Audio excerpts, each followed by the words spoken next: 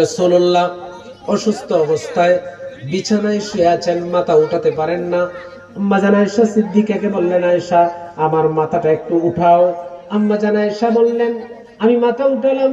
দুইজনের কাঁধে ভর করে রাসূলুল্লাহ জানালা দিয়ে তাকাইলেন, দেখতেছেন একটা দৃশ্য।